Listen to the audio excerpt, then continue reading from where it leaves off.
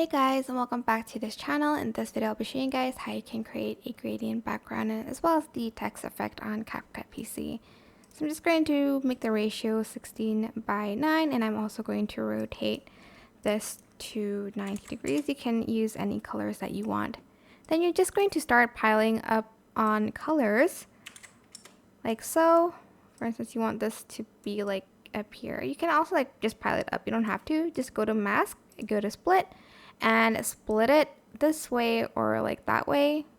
It's up to you really. And then from here, you're just going to want to feather it out to create a gradient. Then you're just going to add in like another color on top of that. Again, rotate it 90 degrees. And then scale it, go to mask, split, and you're going to split it either this way or that way. Again, up to you. And you're just going to feather it out. Maybe I'll add in like one more here.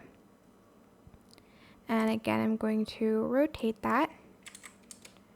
If you want to put like one here, you can just go to mask and select the rectangle or the film strip one instead.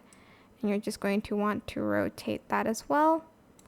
And make it like super small, like maybe here, and then feather that out. Like so. Okay, once you're done, select everything, right click, create compound clip.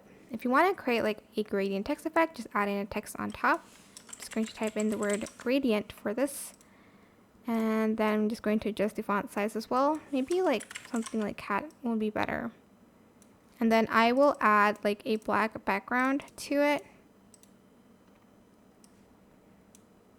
Select both, right click, create compound clip, go to blend mode, and select the darken mode. And as you can see, you created a gradient text. That's it. Hope this tutorial was helpful for you guys.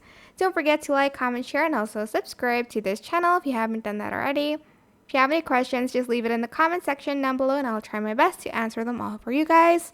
And if you found this video helpful, please click the thanks button above the description box down below. Thank you so much for watching. Bye!